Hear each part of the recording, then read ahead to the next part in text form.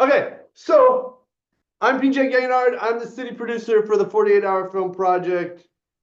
Who has questions? What do you want to know? Anybody? I have multiple about like the downloading process, if that's okay. I Oh know yeah, like definitely. 90% of these were probably like in the WhatsApp that I just missed. That's Um, okay. so it has to be 2 GB for just the film, but I feel like I read somewhere, unless I hallucinated this, are we allowed to put like the files of all of the paperwork in a separate folder on that as well? Channing, you may have been hallucinating about a bunch Okay. of things, but that's Ah, okay. no. So there's a document in the Filmmaker download folder called Tech Specs, Okay. which I made. Um, so the system, the online system, is turned off. So our normally, when we do the 48, you could download, you would upload your movie at the end of the weekend, right? But because this is the double retro, you cannot do it. You cannot upload your movie. Okay. So the system, if you were uploading your movie, has a hard 3 gig like it like cutoff. It won't take anything higher than 3 gigs. Um, but I'm taking all kinds of formats. I'm taking, I mean, we're taking mini DV, we're taking Betamax, VHS, right? So Okay. they don't really exist in that 2 gig, 3 gig world. So it doesn't really matter because you're going to give it all to me, and then I have to upload it all. So if you're turning in an H.264 file or something like that, um, if you can keep it under 3 gigs, you make it easier for me. And I love that. If you turn in a ProRes file, well, it'll take longer to Baby, I'm in a meeting right transfer. now. Um, it'll take longer to transfer, but you could turn in a ProRes file. I will need to make a H.264 file to upload. Now, every time somebody edits a file of yours, the chances of the gamma curve changing exists. That's a thing that can happen. And I'm really, really careful about it when I change formats of people's files. Because in the movie theater, we won't be watching your file really. We're going to watch DCPs mostly. Um, and so if we're watching a DCP, that means I made the DCP and I will make all the DCPs. You will not. Um, but that means I'm going to change your file in some fashion. So at any rate, that's too complicated. You can upload an H.264 file, keep it under 3 gigs, and we're cool. Okay, but I can upload the forms, not like, do I Oh, basically the print of the forms, can they be on there instead, just in case yes. I'll have to or Yes. anything? So you could, so there are digital forms in the Filmmaker download folder, which you will download. You could print them out and actually sign them in real life. You Okay. could also have them digital or and you could put them on the same card as your finished movie. Okay, that was my question. I'm sorry. I said it Yeah, weird. yeah. Okay. Sorry, I'm all over the place. But yeah, you could totally put it on the card. If it's physical, if it's actual paper at the drop off, if you get there early enough, I will check it and tell you if you're missing a form. If Okay, it's awesome. if it's digital, I will ask you some lovely questions, which you will say, yes, yes, all that's on there. And then I'll be like, okay, I guess it's all on there. And I'll go check it later. And if it's not there, you know, um, if you're missing like one actor release form, I might be able to just like upload the release form. If you had no forms at all, like I'm like, there's no paperwork here. And I contact you and you were like, oh, we didn't do any paperwork. Then I would probably have to disqualify you. Gotcha, gotcha. But Okay. nobody's ever done that in Pittsburgh as long as I've been running it. Um, Okay. so Amazing. in the filmmaker download folder, there is a checklist. It's one of the forms in there. I'll tell you what it's called. Hold on one second.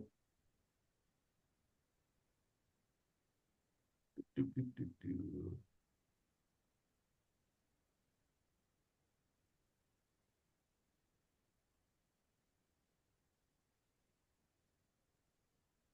It's called download.pdf, which is a stupid name, isn't it? I'm going to call that, I'm going to change it to checklist.pdf. And it says everything you need to download, or everything. It gives you a nice checklist. Here, I'll put it in the chat. I think I can do that. Can you put a document in the chat? You could.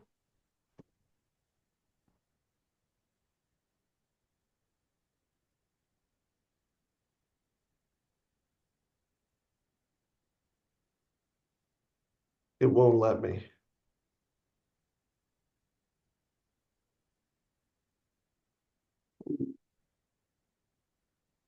It won't let me.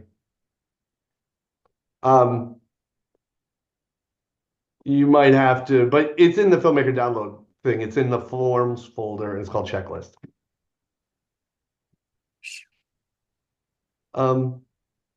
Any other questions?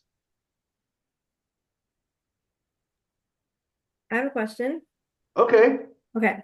So, I'll be asking you 10 more times before about all these details for exporting. But it'll be our first time possibly exporting the almost complete thing to DaVinci and then back over to Premiere. So like if we export it to DaVinci, the specs that they suggested to me, would those specs have to match the final export specs, or like if I'm just exporting it however is best to get it to DaVinci, bring it back over to Premiere, and then export it like the right way, the way that all the specs you have are, or do I need to make sure that if I'm exporting it somewhere along the way to finish color grading in another program, that I should follow those both times? Does that make sense? So I'm going to tell you three things. Number one, that workflow is wonderful but complex to like But I could also import just the timeline, but he said it doesn't always work. But yeah, it's a wonderful thing to do your color in DaVinci and your edit in Premiere. And that is, a lot of people do that, but I'm telling you, it's complex. Sometimes it doesn't work. And with your turnaround being so tight, I personally don't recommend it to you, because I think just doing a rough color correction, getting it close, then you could go back later after the weekend and yeah, revise that revised YouTube cut, which is going to be lit. But the other thing that I'll say to you is, if you really want to do that, you got to do a test. You got to take one of your other films and you got to test that right now and make sure that round trip is so clean and easy that it's like breathing. Because yeah. And it it's can going to just be a happen nice to Sunday have at too. like Like, 4 p.m. yeah, like if we have time, somebody can be doing it in Final Touch and Premiere. Somebody else can try to do it in DaVinci. If and if it doesn't work, then we'll abandon that. Okay. Yeah, but you do not, and I would not personally, if I was doing that round trip workflow, I wouldn't, but if I did, I would not send the same thing to me as I would to Resolve. Resolve would get master quality files with a uh, an XML file so that it matched the timeline, and then you would send it back with another XML file and exported QuickTime files as opposed to raw files, which is what you would send to Resolve. I think it's just too complicated. Okay. For your time frame. But if you do it and it works, I love it. It's cool. I mean, some people do 5.1 for this thing. Like, what do I know? You do your workflow your way, but Yeah. I would practice that. No, I have so much to learn, and that's why I don't even understand all the things. That's why I'll be circling back again. But thank you. I'll just see how it goes. But we'll make sure that we're planning to do it in Premiere, and that'll just be a nice to have.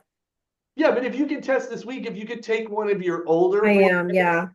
and like Yeah. Just go to your timeline in your older 48 if you still got the footage on a drive and like try to do it. Yeah, I do have to re-edit something this week, so I'm gonna try that, but yeah. And I love what they showed me today in Resolve. I was like, ooh, and I'm signed up for some of those classes, so thank you. Oh yeah, some of you may have seen this.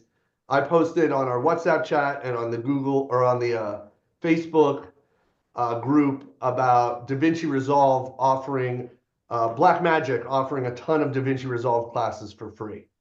Um, if somebody here didn't get it, you can message me or whatever, and I can post it again or give it to you.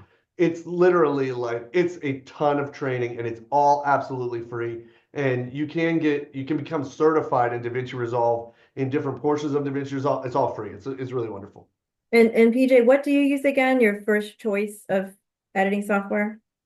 I like them all. I think the editing software to use is the one you're most comfortable with, because time is such a factor with the 48. Some people love Final Cut X because it does real-time rendering, so you can work really, really fast. I don't like it, so I wouldn't choose it, but somebody else might. Premiere is pretty cool because you can use what's that other program that's connected with Premiere that lets you render while you're cutting? Is it the media encoder or something? Yeah, media encoder. So you can flip it to media encoder and then still edit while it's still rendering. I love Resolve. I've used Resolve a lot lately. It's free and it's super, super powerful. So I might use Resolve, but you can't do that in Resolve unless you have a video server.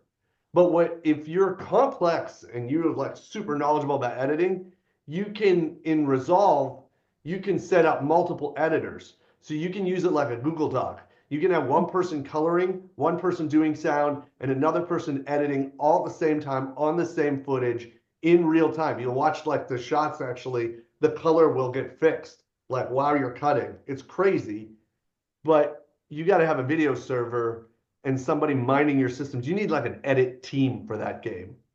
So if you got like a big team and like 5 people in your editing team and they all want to do that, that's amazing. I love that. But if not, maybe not. Okay, thank you. Um, Hi, PJ. yes. Kitty Valentine here.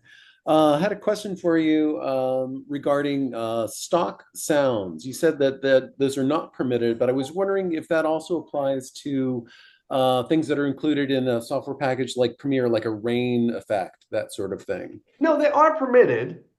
Stock sounds are permitted. You just need to make sure that you have the rights to use The clearance for it. Okay, yeah. Yeah, you need to make sure you have the clearance. So, and the reason why I mentioned this is you could end up using things that you don't have the rights to. I mean, an easy example would be like Beyonce, right? Like, oh, I played Beyonce's song in the background in my movie, and you're like, you don't have the rights to Beyonce. We know it. Sometimes, though, you can go to the internet and you can find things that are free, but they're only free in certain instances. And those instances don't include movies. And so you just got to make sure that you have the rights. If you have the rights to a song or a sound effect, and you have the rights, and it's pretty obvious, then you can fill out, if it's a song, you can fill out a music release form, and you fill it out yourself if it's stock music. And you sign it, and then you'll put the proof. You can attach another sheet to it, or make a PDF, or add it, or make a screen grab or something that says like, here, this is where it says I have the right to use this in a movie, any way that I want, and there is stock footage and stock sound effects out there. I'd almost guarantee the stuff that's in Premiere that they give you is okay to use, but prove it. If it's really okay to use, they wrote it somewhere. And if you start searching for it, you'll find it pretty quickly. If it's a sound effect, instead of filling out the music release form, you're going to fill out a different form called a materials release form. That was actually my next question, what that was for. Yeah.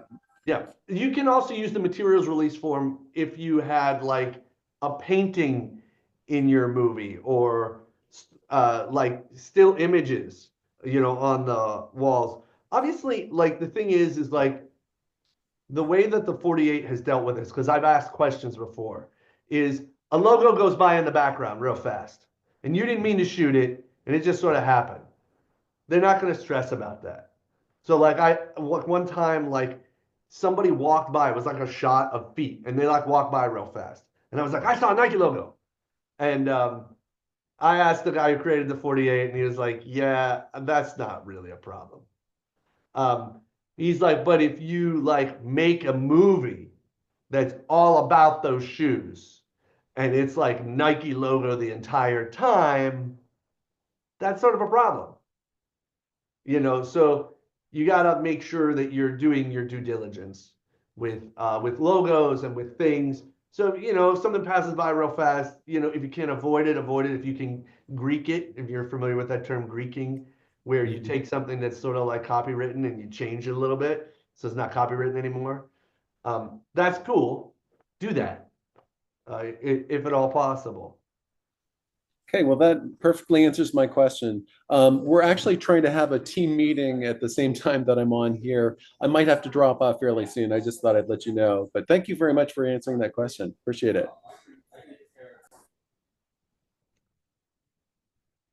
Any other questions? I have You had a question, Liv. Then Yeah. you do. sorry, I didn't see the green thing pop up. I didn't think my microphone was picking up. But I have a question that's more about the kickoff. So with the wild card, I know you can't say like specifically what it is, but does it just give you another genre, or does it give you like a hyper specific thing, or like is there anything to expect from that? Yeah, well, I can't tell you exactly what it is, but I can give you a little bit of info without telling you. So you can wild card the genre, the historical event, or both. So it doesn't matter. It's your choice. But basically, if you get a genre and you go like, "Oh, I don't like that, I'm not doing that," you could go, I'm going to take the wild card. Now, the wild card genres have not been released. They're not available for you to know about in advance. So whatever you get, you get. It's the same thing with historical elements. You're going to get a historical element. You need to include it in your movie in some way. And then if you get a historical element and you're like, I don't like that one, I'm not doing that one, then you can say, I want the wild card. And those have not been released. So it means, do your history search real fast to be like, what is that? And then incorporate in your film in some way. All right, thank you.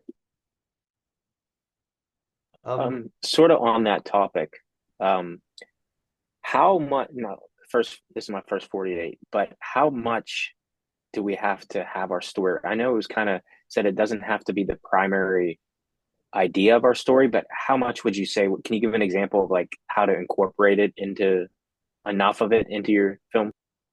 The genre or the historical element? Sorry, the historical element. Okay, so a couple things you should know about the historical element. No 48 has ever used the historical element before. I made it up and convinced Mark, who created the 48, that we should do it. So we're the first people to ever do it. It's when I've asked Mark about it, he's like, it's an experiment. Let's see how it goes. So the thing that I've said is you need to be able to check the box. And when I say you need to be able to check the box, I need to be able to check the box. I will know what historical element you got, and I need to be able to see it. Like, oh, that's it. So if it's clear, like, hey, you included it, I can check the box. Now, I'll tell you, with the prop you have to see, right? We have to be able to see the prop, that whatever prop gets chosen as the prop that you must include in all of your films.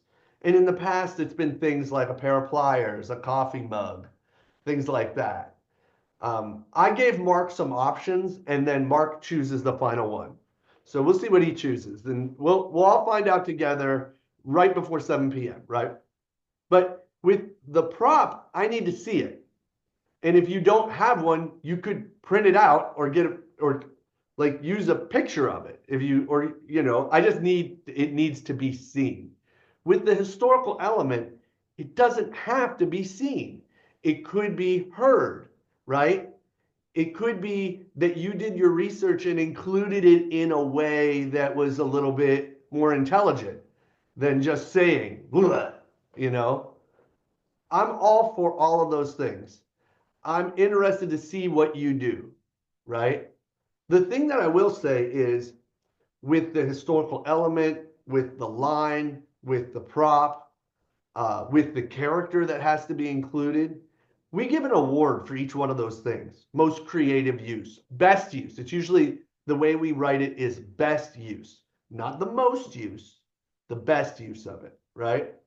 And the judges often, that is included in who gets best film, right? If you have a movie that's sort of like, well, that's a really cool movie, but they didn't use any of the prompts very well. They sort of like just barely included them. Versus a movie that was equally as good, but took the game of the 48 of like using this stuff and like made that into their movie, that's going to win. You know what I mean? But I think checking the box is me going, well, this is what they got, and they found a way to include it, like I saw it. And I mean, that could be really easy, and it would still count.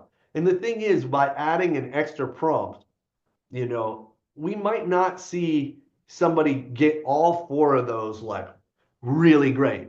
Like one of them might be sort of like just sort of snuck in, but it's obviously there and follows the rules. And then the other three are like crazy pants, amazing, you know. So does that answer your question? Yeah, I guess I was just wondering if how much of the theme of it, like I'm thinking like if it was like the 2012 Mayan calendar, is having it like the December, whatever the date was, 21st or something like that. Is that enough, or do you have to have like a blood sacrifice, or I guess I mean, you could have a news guy in the background saying like, you know, they thought it was gonna happen today, but nothing happened. We're still here. You know, like it could be shock rock DJs. It could be, or it could be like some guy who was thinking it was the day, right? And he found his whole day like getting a pickle. Or it could be like written on a newspaper or something else. I mean, it could be small and slight, but I see that. That's there. Or it could be a major point. I would make sure that you don't just do the date, but you work the actual thing of the date in somehow. But it could be worked in a weird way. yeah, that helps a lot. Thank you. Do we have to decide like we're gonna wild card both the genre and the historical event like if like at the same time? Yeah. Yeah, Or do we so- get to be like, oh, maybe I'll wild card this one. Okay, no, I'm definitely not gonna wild card the other one. Or do we just like have to go all in and we're wild carding both? No, you can wild card just one or the other. Okay. You don't have to wild card both. You will have some time to confer because we will pull genre and historical events pretty early after 6 p.m. as long as people actually show up at the kickoff. It's in Monroeville. If you've never been to Monroeville, it takes a minute to get there, especially if you don't live in Monroeville. So I hope that everybody is there like at 6. And then we can do the pulling, and then we can talk about any more gotchas. I'll have in like a couple days, I'll have like an 8-page sheet that will say everything known to man that I can think of for you. And then I will give you all the other prompts at 7, and I will say, anybody who's happy can leave. Bye, see ya. And then I will say, okay, who's here for the wild card? Line up. You know, and then we'll do the wild cards then. So you probably got 20 minutes to really go like, am I going to do this or not? So are there multiple wild cards, or is everybody getting that same wild card for that? No, there are multiple wild cards for both genre and historical event. So you will not get the same. You might get the same as someone else. There aren't like that many of them, but there are definitely several. So Can I piggyback on that history question? Did you say, I think I read somewhere, like we can change time, like it can be the current day, but this crisis, mad cow thing is happening right now? Or do you want it to, did you say something about that? We could well, maneuver I the mean, I beats? think, it's very easy to say that something is happening again, right? It's very easy to say like, oh, the last time this happened was 2013 or, 1995 or whatever, right? And make it new. So I mean, I think in that way, you could do that. Thank you. And some of these historical events, they have multiple dates, right? Like the creepy clown craze was actually the most recent one was a redo of the early 80s. That's what I found in my research. And I've done some research on all of them. I'm really sorry for DJ because I didn't know that DJ was going to do this. DJ, his team is based in Hawaii, and there's a really cool historical event, and I would have done it had I known. Which is, what is it, in like 2018, some people, they got a phone call. Yeah, the missile crisis. So people like went into like the bunkers and stuff because they thought there might be an attack, but it didn't happen. Yeah, they sent out an entire island-wide phone call that said a missile is coming for the island, seek cover now. Like it was Yeah, like, yeah, and it was a big deal. Yeah, it was huge. I almost included it as one of And I the was here. We actually had work get shut down for that. Oh, you were there? Yeah, yeah. It was like right after I finished tour guiding, I was out here starting Magnum season 1. So yeah, it happened. We got work shut down for a little bit, and we had a hurricane that shut down work, but it just like rained for a few days. But yeah, it was a little wild. And then, like I said, a few years ago, they had those Russian spies, and we were literally filming on a base for NCIS when that all went down. They had been like 20 years undercover or something. That's crazy. Anyways, that's neither Yeah. here nor there. Maybe next year. Other questions? I have another technical question.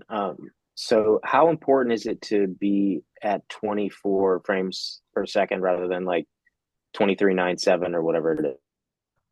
Yeah, so any frame rate is fine.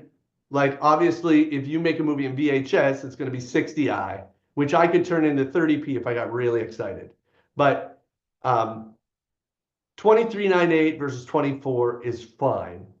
The thing is that if you turn in a digital file, I'm going to turn it into a DCP. DCPs are only 24 or 30.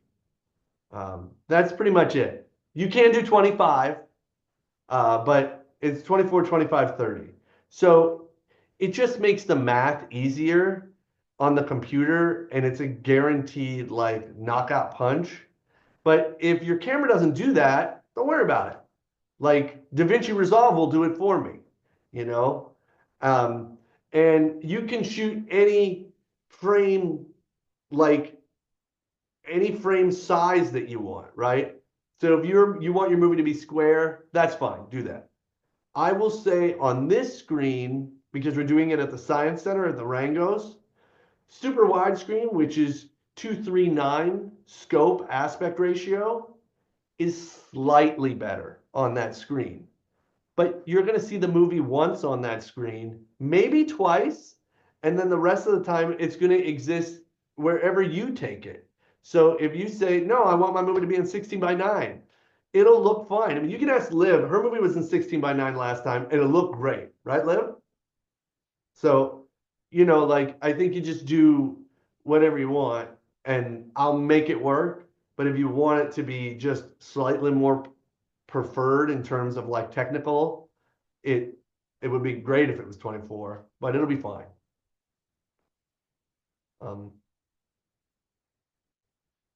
Is anybody thinking about doing 5.1 audio? Anybody here? Nope.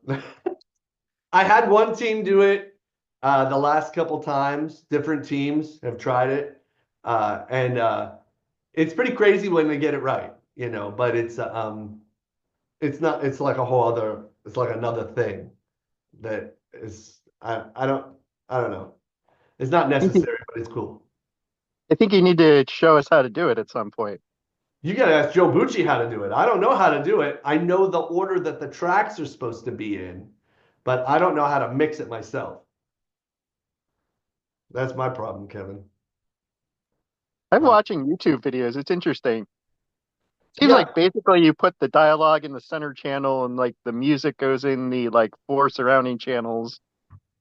And then they say like footsteps should go in like the same channel as the dialogue, and then the effects are supposed to pan, basically. Yeah, I But- mean, if you have somebody to work on it on Sunday, it can be great. It can really be incredible. The thing I'll say is all DCPs are inherently 5.1. So every movie that we watched last time we did the 48 in the Rangos, it played out of the speakers as if it was a 5.1 movie, but you just heard it on 2 speakers, but it sounded great. So it sounded totally fine. There's 49 speakers in that theater. Nobody had trouble hearing. I'm certain of it. But if you do 5.1, it does pan around in a cool way, but that may be an advanced move,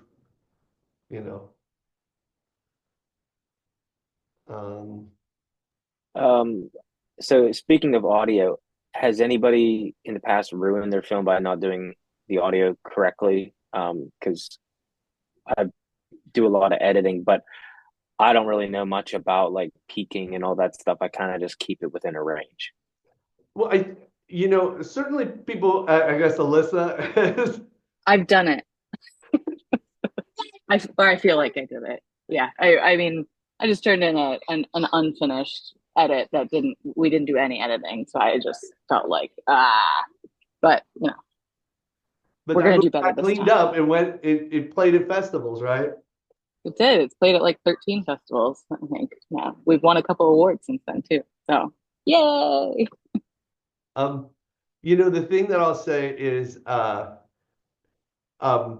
in terms of audio, you should mix your film so that it's the loudest thing is at -5 dB.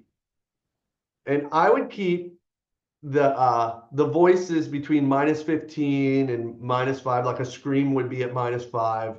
You might find that normal talking is at -7, -8, right?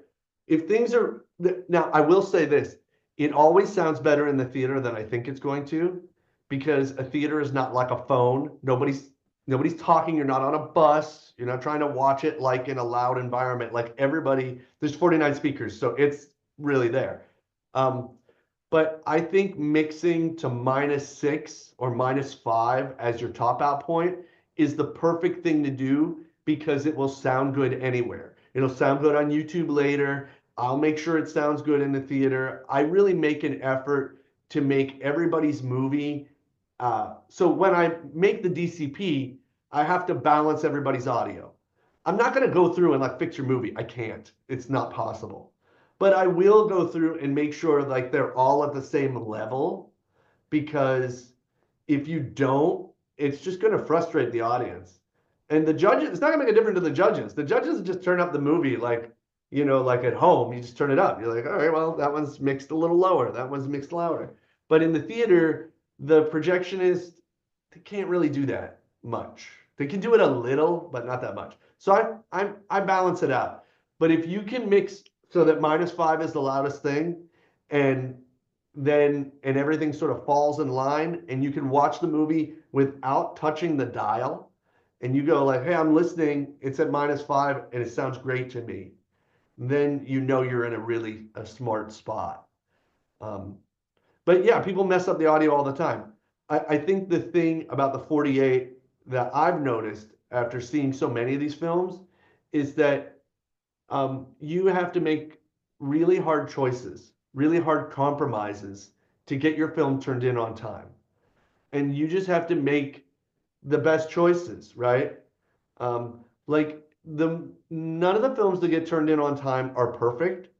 I think that some people get really lucky by getting something that they just hit out of the park, right? They've got a great story and they hit it and they just like man, they really got that. And then technically it was sound. Is there room for improvement? Always. Always. The film that won Best Film this spring, those guys are incredible. They made a really, really nice movie. There's still room for improvement. It's okay.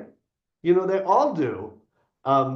So I think you just have to like go, this is this is as good as I can make it in the time that I have and make the right compromises at the right times. I think is really the key to me.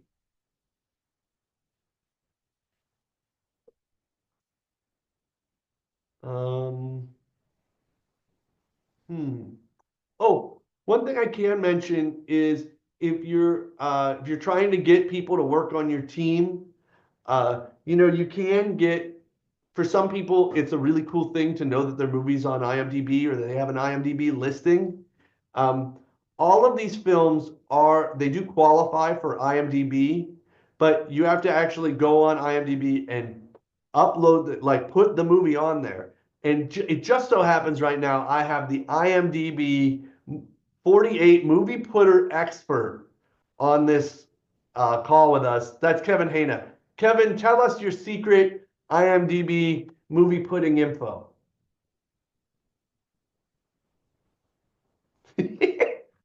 Kevin, are you there? Maybe he walked away. But Kevin used to do it every time for our movies, and he's really good at doing it. I'm going to ask him to unmute. I can do that. Has to unmute.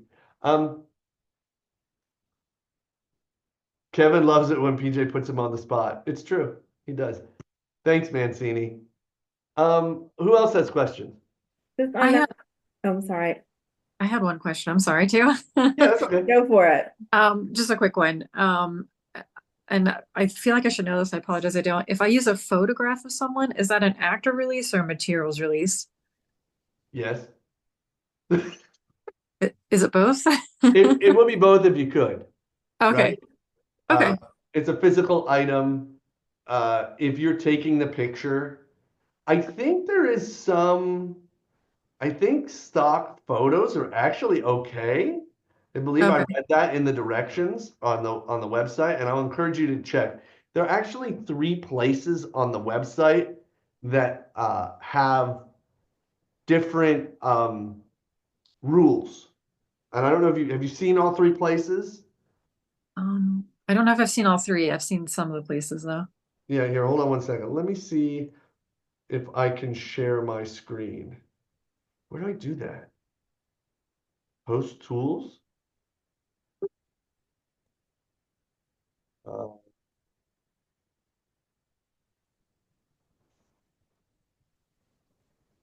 Where do I do that? Hello? Hi, Kevin. Oh, hi. You said you wanted me to speak? Yeah, why don't you tell us how you do your IMDb stuff? Oh,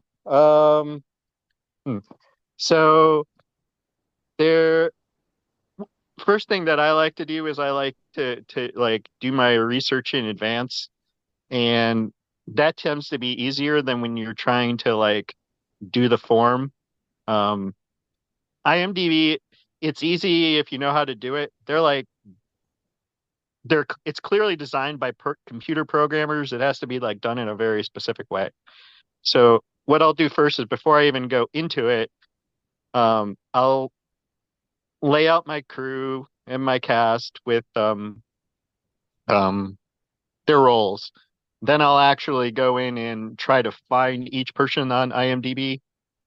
And there's a little in the actual web browser, there's like what's called an NM name, which is like a specific number to every person on IMDb. So I'll like put that on there so I know exactly who I'm talking about.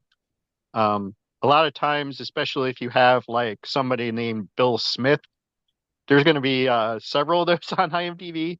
So in that case, I'll actually go to the person and say, hey, this is you, or here's multiple versions of you. Which one is you? Or sometimes you'll find two versions are you just because it's IMDb. So I'll lay it out.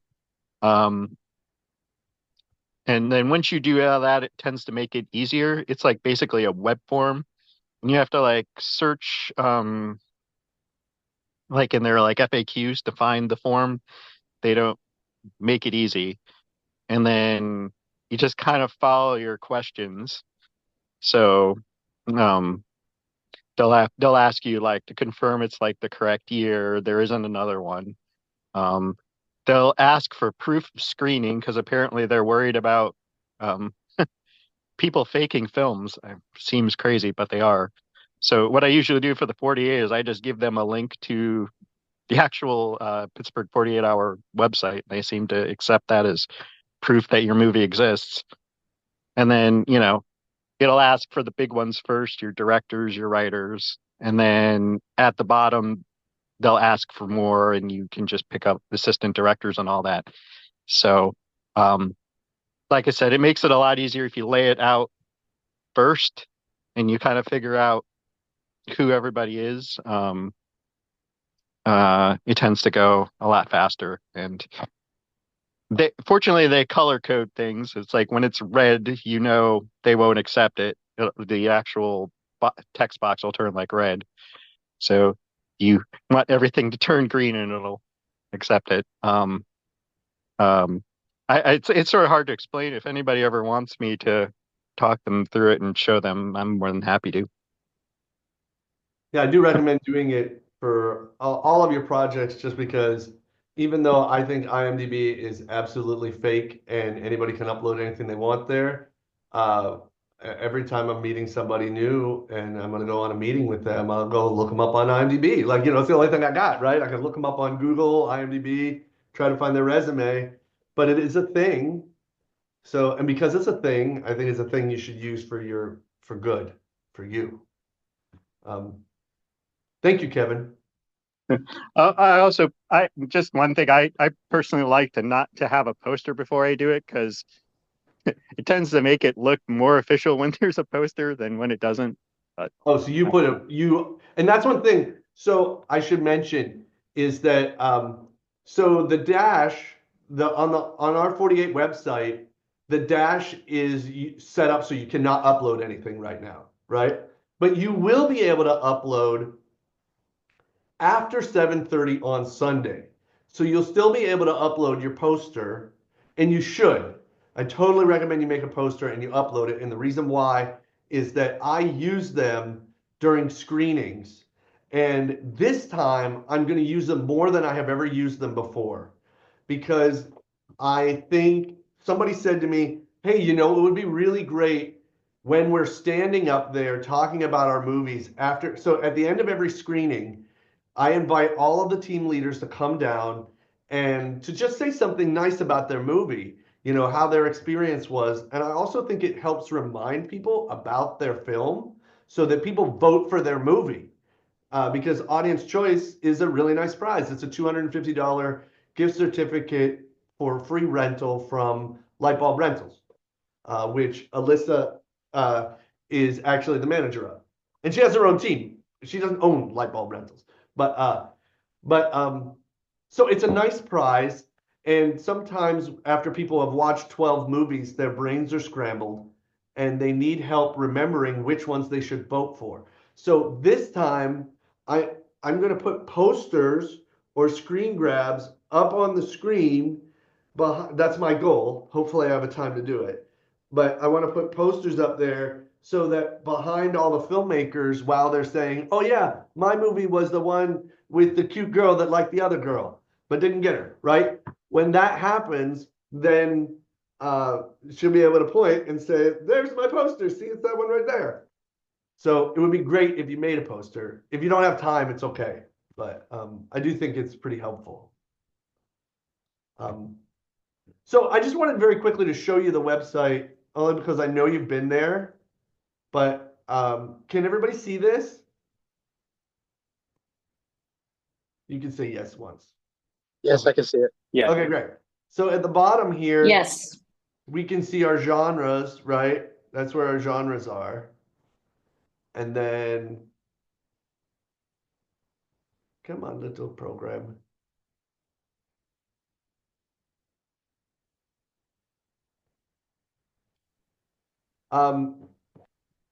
No,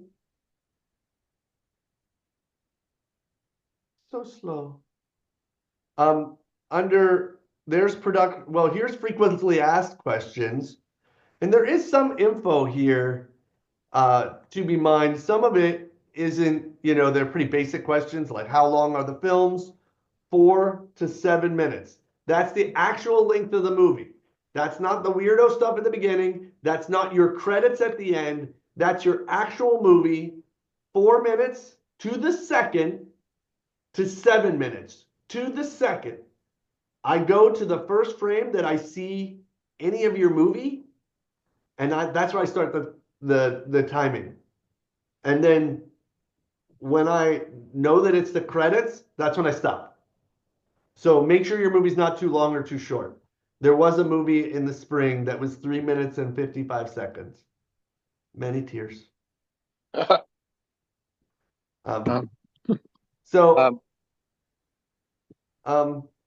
some Hey, info Pete. here.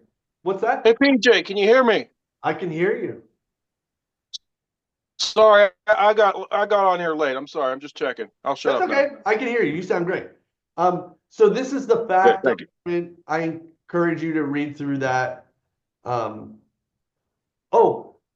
then remember, if you want to win best music, you have to make all of your music in the 48 hours, not just some of it, all of it. That's not easy. It's not easy, but it can be done. Yep. The filmmaking rules and the competition rules. That's where it's at, really. Frequently asked questions, filmmaking rules, and competition rules. 3 separate spots to sort of look. Hey, PJ, did you want to also say about not having plot stuff during the credits? Because some people have been burned on that in the past. That is true, right? Lesson learned, booty burned. You can't put any plot, any important info in your credits for your movie. So if you're like, hey, well, I haven't shown the character, the required character yet, you can't do it in the credits. You got to do it in the movie. Nice. And you're like, oh, I'm supposed to show this prop. Everybody's got the same prop. I got to have this prop in my movie. You cannot put it in the credits. It's got to be in the actual movie. So the credits is nothing important. You might have like something funny in the credits, but the judges have been told, don't make that the reason why you choose the movie. You're not allowed. So they know that. While I'm on here, I just want to make sure everybody understands this is the dash up here. This is where you go. So I can log in as a filmmaker so that we can see what it's like.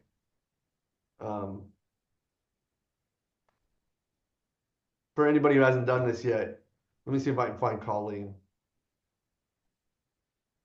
I think you were first, right, Colleen? To sign up? No, I think Jackie beat do you. it this time. Yeah. I was So- first in May. I can log in as any filmmaker because I'm the team leader. So if you have trouble, you can let me know.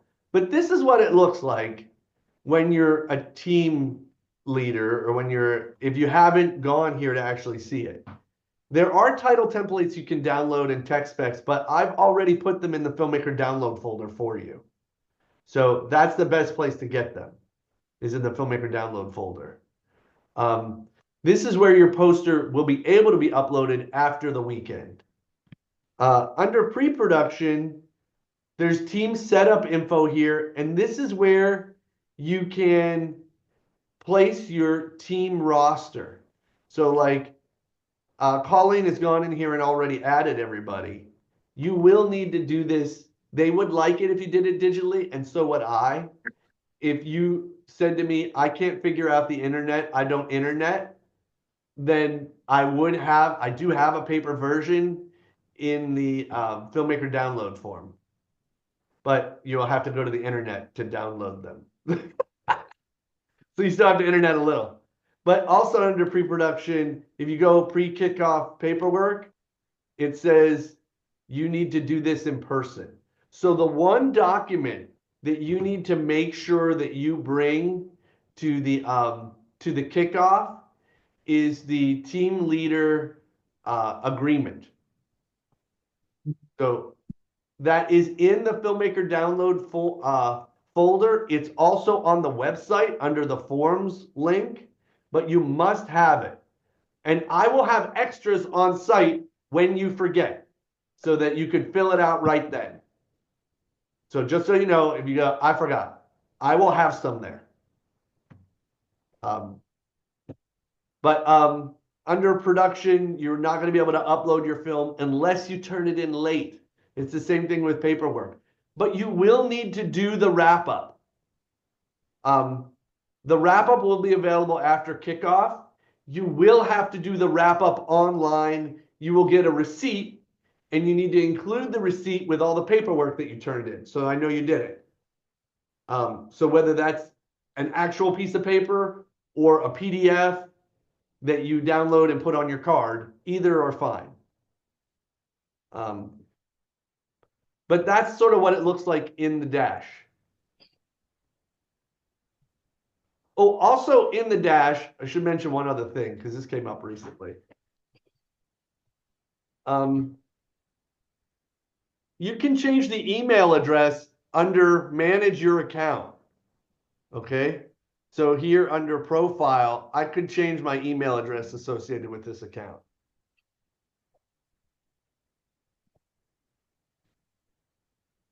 Yo, Yeah, yo, Einsteiner. Oh, sorry. I'm gonna mute you. So that's what's up. Any questions about the website?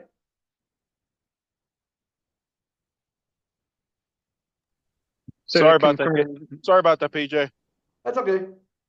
so to confirm, the only thing we're doing on the website is the wrap up, correct? The roster and the wrap up. Oh, the If- roster too. Okay, got If it. you don't do the roster, then I have to type it in by myself. The only way Okay. I could convince headquarters to let me do the contest like this, or I don't know, the project like this, was that I agreed that I have to upload all of your stuff. I will do it for all of you. And somehow that will be more convenient. It will, because the website is imperfect. It is highly imperfect.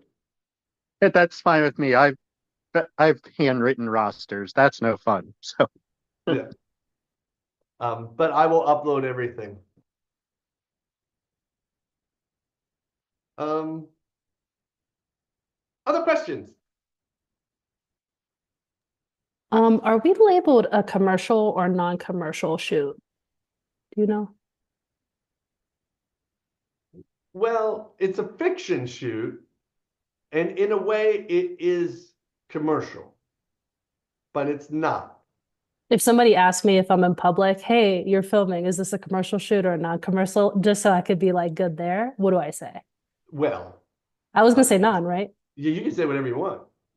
Okay. It's a little wink wink moment. Gotcha. Yeah, it's what I mean. I like that's between you and them. I don't know what you're gonna say. You could say I'm making a student film. You could say I'm making a mayonnaise commercial. You could say I'm making, you know, I mean, you can say whatever you want. You know, like, Gotcha. I won't be there. Okay.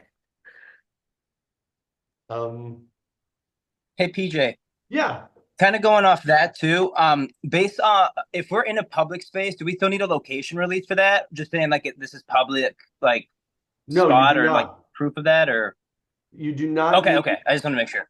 a release form for any public space. So a public park, a street, a road. Now you got to be safe. And there could be local laws Right, that I right. don't know about, like, hey, you're not allowed to be here filming, you know, but Oh, right, yeah. I don't need it. Like, Okay, I copy won't need that. a release Cool. form. Now, that said, if you shoot on private property, you should get a location release for that private property, even if it's your own house. Fill it Yeah, out yourself. absolutely. Yeah. Right. No, absolutely. Thank God I got locations background. I just wanted to make sure. Yeah, that you'll be good for. Whew. Um, Thank you. I appreciate it. So PJ, along those lines of the location agreement, so I know Dejana, our producer DJ, checked, I think it was like last week, to see if the location agreement was updated and available. Is that form now something that we can download or that is updated that we can provide to the owner of the property? all of the film, all of the forms, every single thing you need is in the filmmaker download folder. Okay, Which and there I it's emailed. updated. Okay. You can get stuff from the website, and the website's fine, but there are things that are not on the website and are only in the filmmaker download folder. So I will encourage you to download the filmmaker download folder and share it with your other team members, because then they will have everything. So that's Okay. the Dropbox link that I gave you. And I can, Was that in the what's that called? WhatsApp? Was that somewhere in there today? oh, hold on. I see what I'm doing. Hold on. Meeting, send chat to, I want to send it to everybody. Meeting room chat. There you go. Here, there's the link right here. I'll put it in the WhatsApp as well. I've emailed it to you at least twice. And I will send it again. Sorry, no, I get it. I will definitely make sure that our producer gets that. But all right, fantastic. Thank you.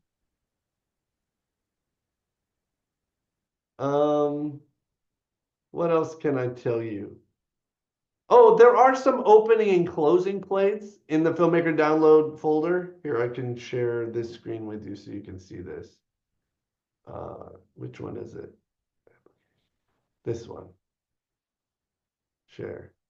So if you look here, let's see if this opens. Can you see that when I open that? You just see the one thing. You don't see it when I open it, do you? It just says team name, title, genre. Okay. So Yep. you can see here, like, And those are really tiny. that's very tiny, huh? Okay. Tiny. Well, inside of this folder is like templates for the opening slate. So for those of you who haven't done this before, I'm going to stop sharing. For those of you who haven't done this before, at the very beginning of your movie, you have to have a slate that says like the name of your team, the genre and historical element you've chosen, that you're doing the 48 horror double retro, and that stuff is all in the filmmaker download folder. Like that slate is there. It's as a PSD file, so you can open it in Photoshop and alter it. Or you maybe can open it in another program, or at least you hopefully be able to see it. And if anybody has any trouble, let me know. I think it may be on there as it's just as a PSD file. But I can, let me see if I can anybody here not open PSDs? Okay. So I'm gonna expect that you can open that in some fashion. Your editor can.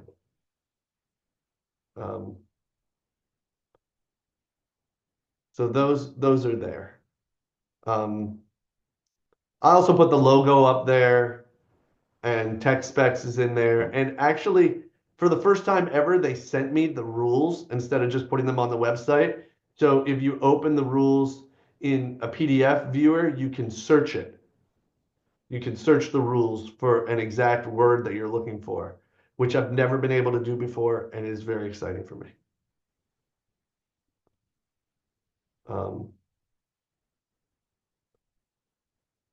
Any other questions? As far as the genre goes, whatever genre we choose, that has to be the most dominating genre of the film, probably. But can we move away from it at all? You can. Yeah, it just has to be, it has to be seen. You know, like we got to feel it, right? Now, I'll tell you though, like whether you did it, I will like basically what happens is when I get your movies, I like make a spreadsheet and I go like, hey, it's supposed to be this genre. Did they do it? Yes. Did they include the prop? Did they include the thing? And I actually write down the time that you do a bunch of this stuff. And then I give that entire spreadsheet to the judges and I say, here's a bunch of info on the movie. And they do their judgy thing. The judges may or may not think you did it well enough to make them love it, you know. But yeah, you can mix them. You know, I think that's totally fine. You know, I've been told it's fine. Oh, let me tell you a few things about the kickoff and the wrap-up events, because that might be really helpful. The kickoff starts at 6 p.m. You can come early in case there's any questions. I will be ready at the mall by 5:30. So if you come early, unlike last time, I'm going to be sitting there like checking people in early so that by 6:15, we can really get going with the kickoff event. We really do need to do it pretty early to do it, to get it all done, because I think we're going to have 60 teams. We have 56 teams right now, and I'm waiting for the theater. They were supposed to get back to me today, but they didn't. So I expect to hear from them first thing in the morning, and then I should be able to add that extra block of screenings on Sunday evening. So some people might move to Sunday evening, and we'll open up some more slots, and we'll be able to go to 60. So I'm almost certain that's what's going to happen tomorrow morning. But that means at the kickoff, 60 teams have got to choose their genre and historical element. So come early, hit up the retro store, which is there. It's pretty cool. Walk through. I really hope you walk through the zombie museum. They're giving us half off for entry, so I think it's like $5 to get in or something. I really do recommend walking through there because it's not only a zombie museum, it's really like a love letter to a bunch of horror filmmakers. Like there's a ton of info about George Romero, but they also have stuff from the Evil Dead series.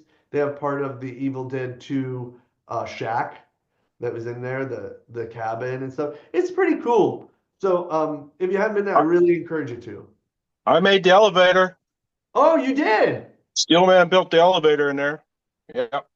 That's cool. Well, you've already been there. Dawn Mike. of the Dead reproductions. What's Some original parts. Oh yeah, many times. It's awesome. So that will end at 7 unless you oh, here Mancini says if you don't go to Monroeville often, know that traffic on 22 in both directions to get to the mall is always present. Let's say annoying. So leave as early as you can to get there on time.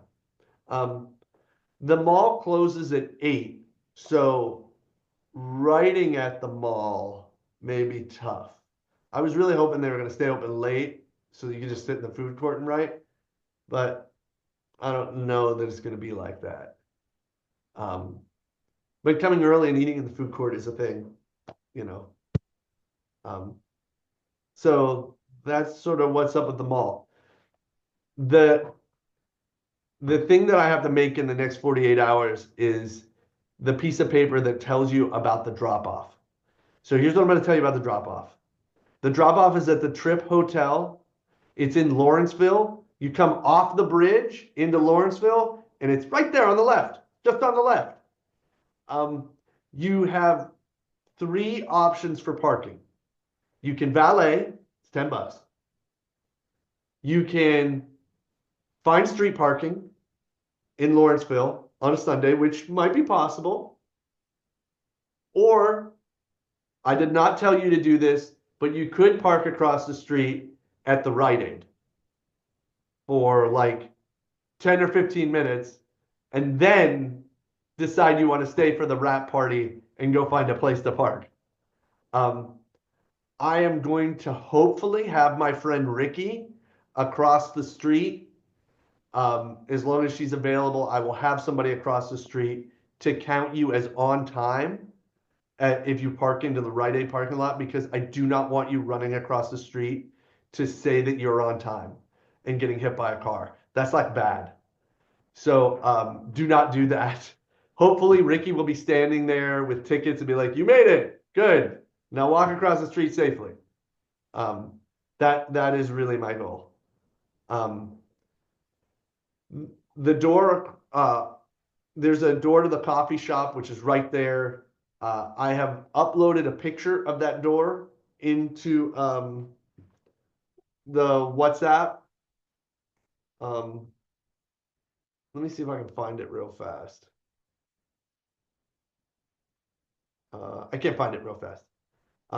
But I will add it to the to this document that I'm making for you. So you'll be able to see that exactly what the door looks like.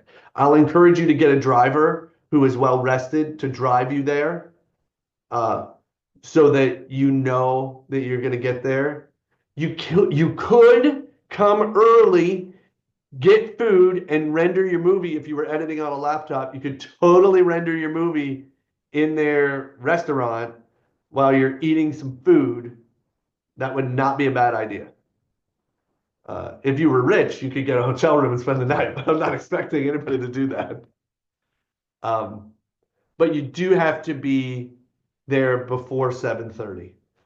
You can invite your entire team to both the kickoff and the wrap. Everybody's invited. They have some food. It's pretty cool. You know, it's an all right place. It's not giant, but I think it'll be great for us.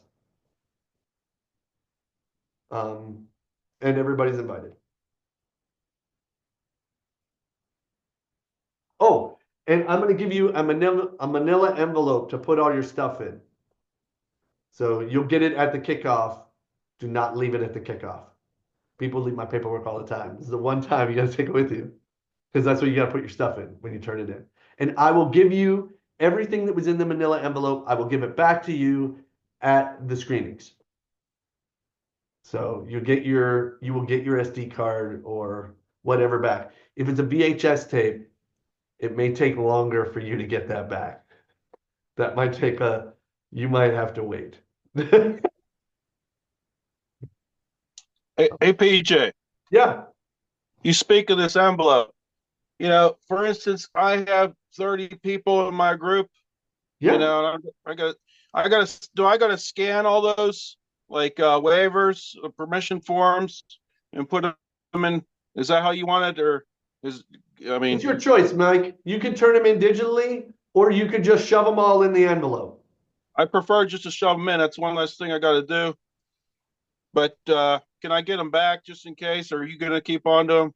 No, I'm going to take pictures of them. If you give them to me in physical form, I'm going to take pictures of them, upload the pictures, and shove all that stuff back in the envelope. And that's okay with like my music when I get the rights for that. You know, whenever they sign the form, like I got some custom music coming. Yeah. Stuff. You know, they're gonna make some music for me. He's got to sign the form. Yeah, that'd be great. You know, so if some of them are digital and some of them are in print, that's okay too. Just don't make it too confusing, because Okay, yeah, I want to try to make it as simple as possible. But I mean, the digital thing, you know, I probably want to make as small files as possible for you. But I'll be in a rush to do things, you know. Yeah, the one thing I'll say is 4K looks better on the screen if you can do it. It's like the only screen that I've ever seen where 4K looks better. But that said, Liv, did you turn in 1080 or 4K? How about you, Alyssa, last time? Not 100% sure. Colleen, do you remember? You were probably 1080. I think we were 4K. Oh, yeah? I think we were 4K. Yeah, I think we were. I don't know. 4K definitely looks a little better on this screen, but the 1080 stuff looks fine too. So just know that like it's not, you might show it on a phone later, but it will be 40 feet by 80 feet, whatever you turn in. So it will be big.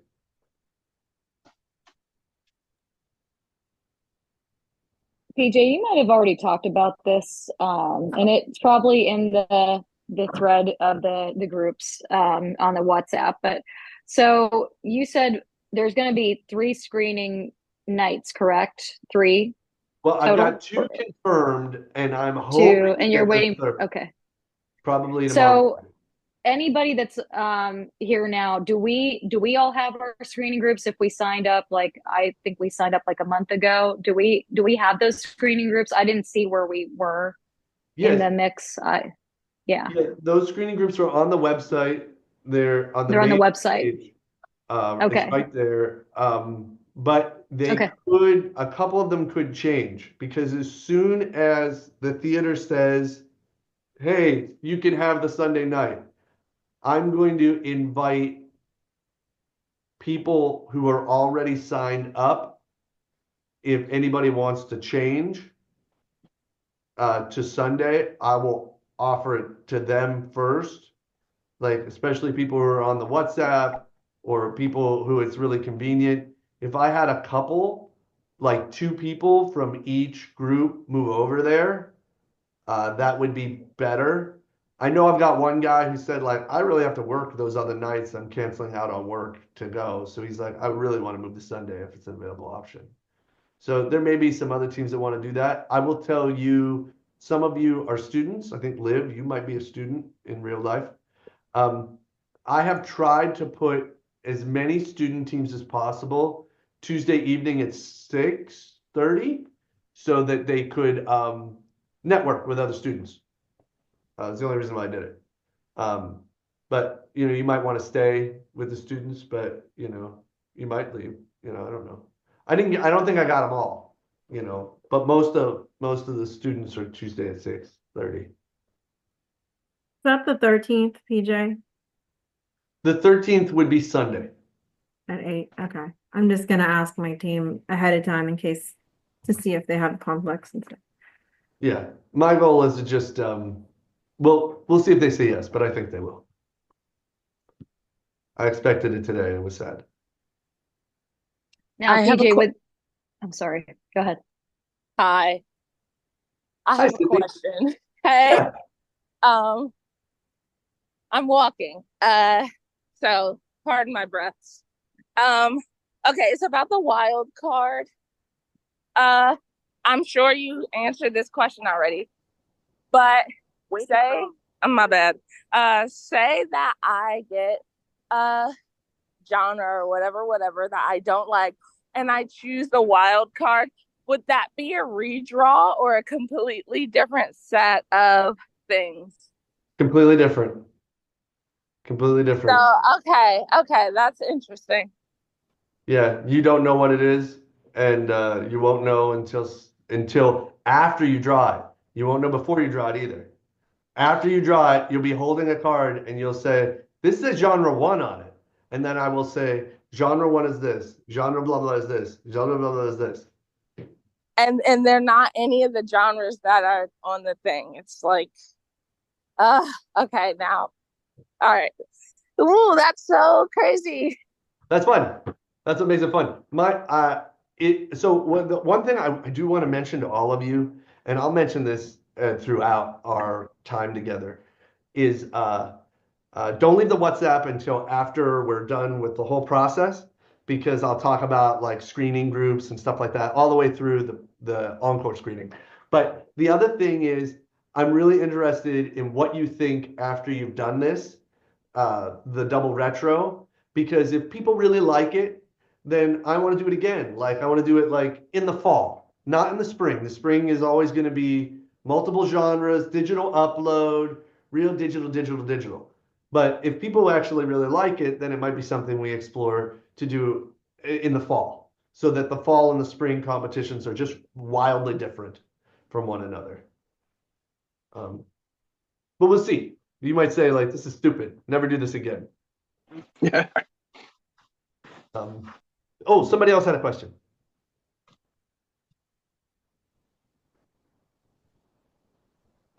I guess back to the screening group, PJ. So if you add Sunday, is that Sunday afternoon or Sunday evening? It For was the Sunday 13th. at 8 p.m. Sunday at 8 p.m. Yeah, they Okay. didn't have the afternoon available, and we could start earlier, but the Steeler game, it starts at 4:05. Oh, that's right. And even if it wasn't Yeah. important to the filmmaker, it may be important to the filmmaker's audience. And Yes. and it will just decimate our audience. And I'm not going to have. I want to watch the Steeler game anyway. I love the Steelers, but I just don't want to. I think that it will just make our numbers so low that it will just, we won't be as happy. Yeah, PJ, just think. I got Steeler Jesus in my movie. I got the Terrible Bra. Maybe Pope Yenzer is going to be in it. That would. I don't know how that would go over, but I'll be there. Well, those guys won't miss as long as they'll be at our screening as long as it's not during that time. I'm not going to make you Sunday night. Thank you. Can we request Sunday night now if we know that that's what we would want? Because I'm rehearsing for a play and we have rehearsal in the afternoon. So I would actually prefer to have it Sunday evening if possible. Sure, I'll write it down. Okay. Fantastic. Thank you. And one other guy, Harris, Sam Harris. Great. You exist in my autonomous collective. Hi, Jarrell. How are you? Hey, I'm good. How about yourself, PJ? I love the microphone that you're using. It's wonderful. Thank you. It is an SM7B, so. Nice. So Hey, I did have a question for you sure. while I have you. So in terms of what we can produce beforehand, could you just help me understand in terms of like music wise, like any kind of source music? So like in an email, you said something is deemed core elements and then non-core elements. Could you like help me understand that a little bit better? Yeah, so every frame of your movie needs to have core footage in it, which you shot or made during our 48 hours. Right. Now that I think they're expecting that to be visual footage. When we talk about audio, you can use music that you created before the weekend. Okay. Music. And you could use sound effects created before the weekend. You could download copyright-free sound or music. The thing to remember is if you would like to win best music, it must all be created within our 48 hours. Understood. Okay. But Okay. if you don't care, that there's not a guarantee that the judges are gonna like that may or may not affect their decision about who wins best movie. Right. Right. Okay, that makes sense. Thank you so much for the clarification. No problem. I have a question about the roster. Yeah. Okay. So this has probably already been answered before, but when you fill out the roster online, it only one role can be assigned to each person. Will that be a problem? Not really. Okay. Because like I've just added people so far and I'm like, well, I'm just gonna pick a role that I think It's you fine. All right, cool. Yeah. It's fine. I think I spend very little time looking at the roster. I just need to know that it's filled out. I spend more time trying to figure out if people sign like release forms and like do they have like music releases. I spend more time on that than anything in terms of the paperwork. I try to count the number of release forms to see if like the number of people in the movie matching the number of release forms. If there's like somebody missing and you like see them in the movie, you're like, where are they? Like I know that they were in the movie. I don't see the release form, right? And I'll call or message the team leader and ask about that kind of stuff. Like where is your release form for this person, right? And if you're missing one release form for somebody, I'm gonna call and scare you and get you to send it. If you had no release forms, you're disqualified. And then if you had no release forms, I'd start to wonder if I could show your movie. If you had none. Because I'd just be like, well, you don't have any paperwork. Because the release forms actually allow me the opportunity to show your film, right? I'm the one that's actually showing your film, not you.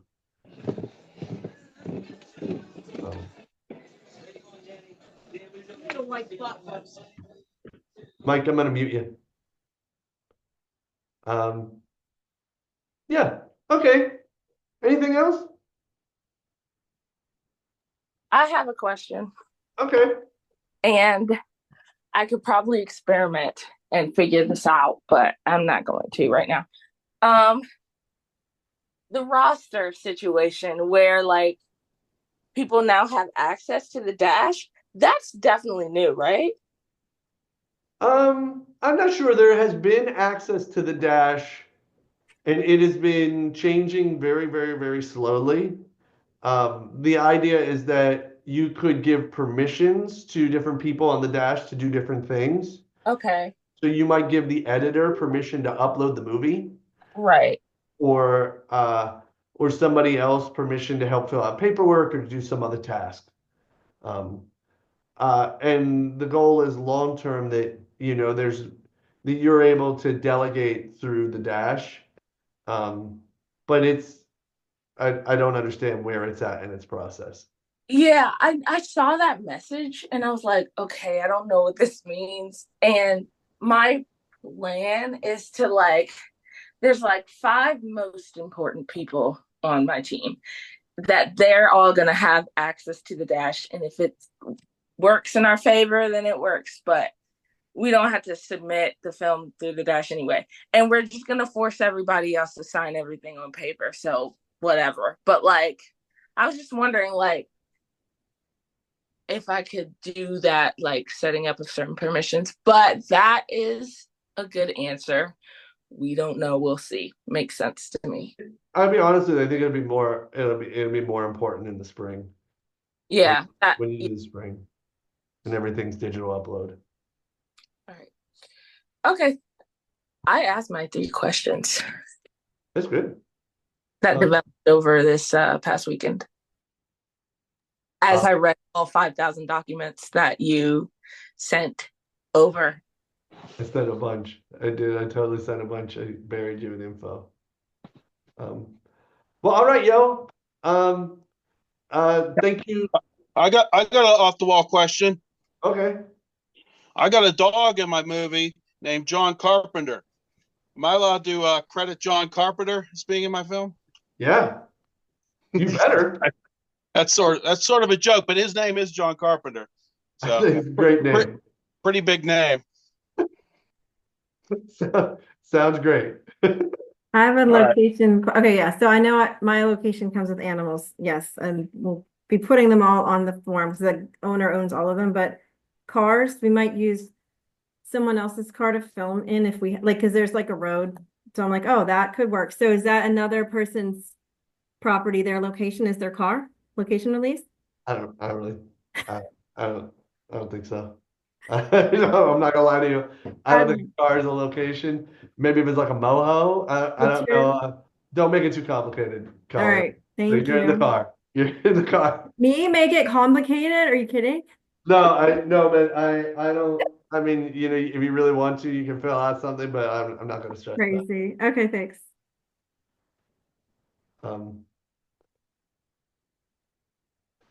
Well, cool, everybody. I'm on the WhatsApp all the time. The WhatsApp gets more powerful because so many of you are on it. At certain points, when I go to sleep, other people are on it. So if you ask a question, you might not get an answer from me, but you might get an answer from somebody else who knows the answer because they already asked it to me. I think that during the weekend, we'll find that to be more of the case. I find that it's the same questions at the same times throughout the weekend that everybody has, right? They have writing questions on Friday night, they have shooting questions on Saturday, they have editing questions on Sunday. And I'll try to be there to answer them. My wife makes me sleep on the couch because I leave the ringer on. Love that one. I do it for you. Thank you. Thank you so much, PJ. Sweet, you guys. I'll see you Friday. And that's what's up. That's what's up. Okay, thank you. Thank you. Thank you. See you Friday. Mahalo. Bye.